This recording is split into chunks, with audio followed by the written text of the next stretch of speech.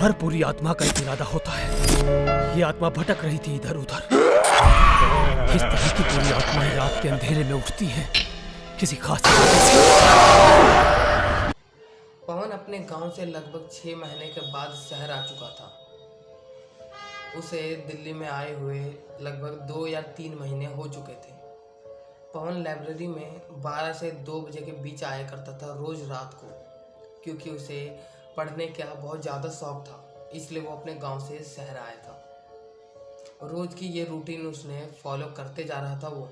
But एक दिन मौसम खराब होने के कारण बहुत ज़्यादा बारिश हो रही थी। फिर भी पवन रात के 11:30 बजे लाइब्रेरी से बाहर आ जाता है। लाइब्रेरी के बाद वहाँ पे पूरा रास्ता सुनसान पड़ा हुआ था।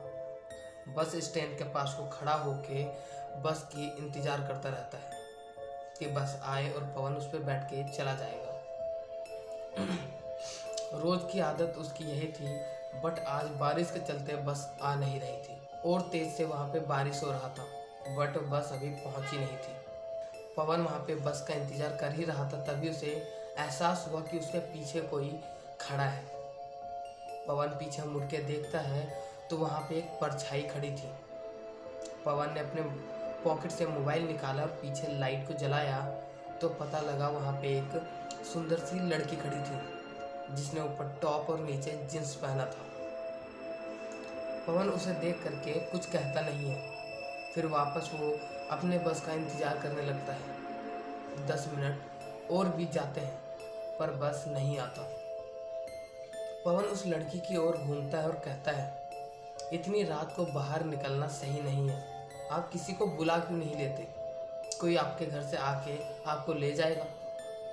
लड़की उसकी बातों पे ध्यान नहीं देती और वो चुपचाप उस बस स्टैंड के पास खड़ी रहती है। लगभग आधे घंटे बीत जाते हैं, दोनों वहाँ पे चुपचाप खड़े थे, बट बस नहीं आती। वो लड़की फिर पवन से कहती है, लगता है आज बस तो नहीं आएगी। पवन उसकी बातों पे हाँ लगाता और कहता है, हो सकता है, अब मैं क्या करूँ? लड़की कहती है, लगता है आपको भूख भी लग गया होगा, चलो यहीं कहीं नज़दीक में कुछ खा लेते हैं। वो दोनों रास्ते से इधर उधर देखते हैं, बट वहाँ पे कोई भी होटल या दुकान नहीं था। पवन और वो दोनों तरफ देखते जा रहे थे, बट बारिश के चलते सारी दुकान जल्दी बंद हो गई थी। तभी वो लड़की कहती है, एक काम करते हैं, यहाँ से 20-25 कदम के दूरी पे हमारी सोसाइटी है, चलिए वहीं पे आज रात बिता लेते हैं। आप जाने के लिए तैयार हो तो कोई प्रॉब्लम नहीं, वहाँ पे फ्लैट खाली है, आप आज रात वहीं ठहर जाना। पवन थोड़ी देर सोचता है और कहता है, चलिए ठीक है। बारिश में भीगते भीगते पवन और राधा उस फ्लैट तक पहुँच जाते हैं। राधा उसे कहती है, तुम्हारा फ्लैट ये है, आज रात तुम यहीं ठहर जाओ, कल सुबह चले जाना। पवन अंदर जाता है और दरवाजे को बंद कर देता है। जैसे वो उस रूम की लाइट जलाता है तो देखता है कि राधा उस रूम के अंदर थी। पवन चौंक जाता और पूछता है, तुम अंदर कैसे आई? तुम तो अभी बाहर थी ना? राधा बताती है, तुम्हारी साथी तो आई थी अभी अंदर, लग रहा है अंधेरे में तुमने ध्यान नहीं दिया।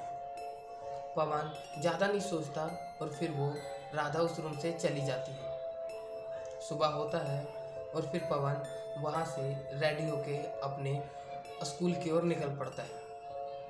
फिर शाम होता है, फिर देखता है तो राधा उसी बस स्टैंड के पास पवन का इंतज़ार कर रही थी। राधा कहती है, क्यों ना तुम वहीं रहो, वहाँ पे मेरे जो साथ में रहने वाले जान पहचान के थे वो अभी 3 महीने के लिए बाहर गए हैं।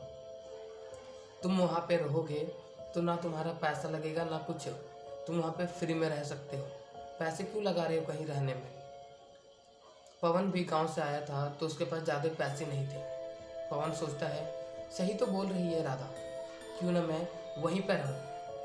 फिर वो अपने सामान को पैक करके उसके सोसाइटी में शिफ्ट हो जाता है। राधा और पवन की दोस्ती थोड़ी गहरी होती जा रही थी। वो दोनों ज़्यादा करीबी दोस्त बन चुके थे। एक दिन राधा और पवन छत पे बैठे हुए थे। राधा के कंधे पे पवन अपने सर को रख करके दोनों बात कर रहे थे। तभी आगे वाले जो दूसरे फ्लैट था, दूसरे गली का, उसका एक आदमी पवन की ओर घूरता जा रहा था जहाँ पे राधा और पवन बैठे हुए थे। पवन राधा को कहता है, ये आदमी मैं बहुत बार देखा हूँ, ये आदमी हमें घूरता रहता है, तुम इससे ध्यान से रहा करो।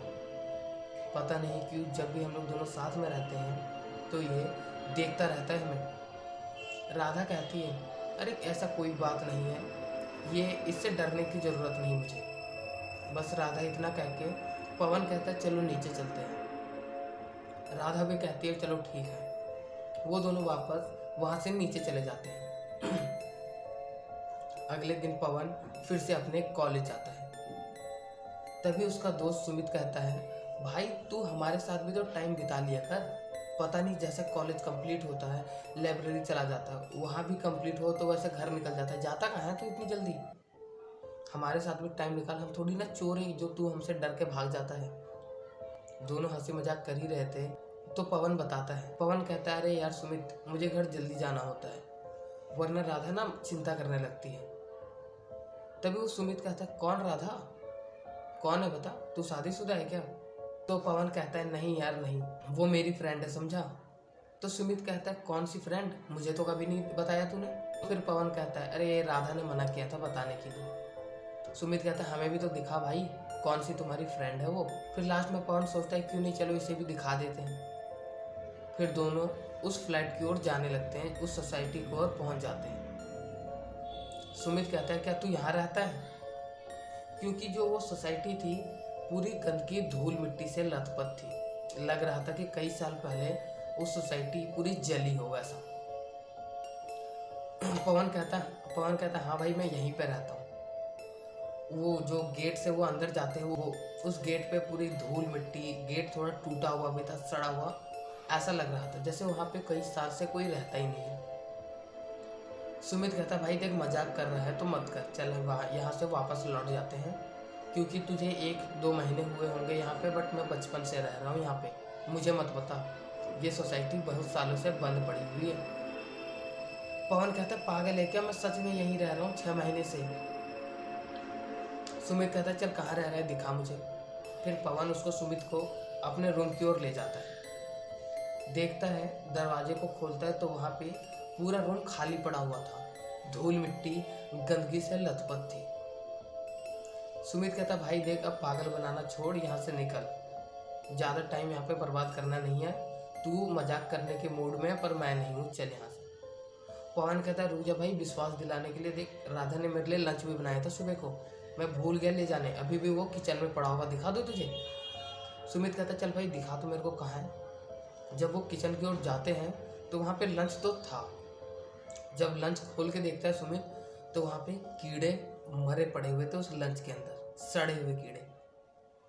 वो सब लंच को तुरंत फेंक देते हैं और वहाँ से बाहर आ जाते हैं। सुमित कहता है, अब हो गया, अब तेरे को विश्वास है कि नहीं? तभी पवन कहता है, चल बगल वाले किराएदार से पूछ के देखते हैं। वो सब एक एक करके फ्लैट का रूम ठकठकाने लगते हैं, बट सारा फ्लैट ही वहाँ खाली था, कोई भी नहीं रहता था वहाँ पे। अब पवन को विश्वास हो चुका था कि यहाँ पे कोई नहीं रहता। सुमित और पवन वहाँ से बाहर आ जाते हैं और लास्ट में सुमित पवन को अपने गांव जाने की राय देता है। सुमित कहता है, तू अपने गांव चला जा कुछ दिनों के लिए, उसके बाद आराम से आना। लास्ट में पवन टिकट करवाता है और वो अपने गांव के लिए रवाना हो जाता है। लगभग 2-3 महीने के बाद भी पवन को वही सपने, वही डरावनी सी हंसी उस राधा की कान में गूंजते रहती थी। लास्ट में पवन के घर वाले कहते हैं, चलो अब पवन की शादी कर देना चाहिए, क्योंकि पवन इस पुराने ख्यालों में रहेगा तो वो पागल हो जाएगा। फिर पवन भी उसकी बातों पे हाँ कर देता है और लास्ट में पवन उस घर वालों से मिलने चला जाता है जहाँ पे उसकी शादी सेट होने वाली थी। पहुँचता है वहाँ पे तो फिर पवन और उसकी जो वाइफ थी, जो बनने वाली थी, उसके साथ कहते हैं, जाओ तुम लोग दोनों कुछ बातें कर लो जो तुम्हें बात करनी है। तो पवन और जो वो लड़की थी वो चले जाते हैं। दोनों घर में घूम रहे थे और वो लड़की उसे घर अपना दिखा रही थी कि हमारे घर में ये है वो है, देखो। वो लड़की फैमिली की फ़ोटो पवन को दिखा रही थी। तभी पवन देखता है वो लड़की के फोटो के बगल में जस्ट एक और लड़की की फोटो लगी थी। वो थी राधा। मतलब जिस लड़की से शादी करने आया था उसी की बहन राधा थी। पवन उस फोटो को देखता रह जाता है। तभी वो लड़की कहती, क्या हुआ? ये मेरी बहन है जो 5 साल पहले मर गई थी। पवन कहता है, कैसे? और ये कितने साल पहले मरी? 5 साल पहले? पवन चौंक के बताता है। लास्ट में वो लड़की बताती है, हाँ ये एक लड़के के प्यार में फंस गई थी और उस लड़के ने इसे छोड़ दिया, उसी कारण से ये मेरी बहन मर गई। पवन इस बात को सुन करके चौंक जाता है और लास्ट में वो उसके घर से वापस आ जाता है। उन दोनों की सगाई होती है और लास्ट में शादी हो जाती है। जब पवन कमरे के अंदर एंटर करता है, राधा की जो बहन थी वो वहाँ बेड पे चुपचाप बैठी हुई थी। जब पवन उसके नज़दीक जाता है और घूंघट उठाता है तो देखता है वहाँ पे उसकी वाइफ नहीं राधा बैठी हुई थी और वो जोरों जोरों से हंसने लगती है। उसकी आंखें सफ़ेद और डरावनी सी हंसी से पवन की ओर वो देख रही थी और लास्ट में पवन बेहोश हो जाता है। उसके बाद की कहानी ना मुझे पता है ना आपको।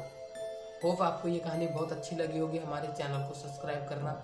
इसके आगे की कहानी चाहिए तो तुरंत हमारे चैनल को सब्सक्राइब करो, कमेंट करो कि आगे की कहानी चाहिए, मैं तुरंत बनाऊंगा। मिलता हूँ अगले वीडियो में, तब तक के लिए बाय बाय।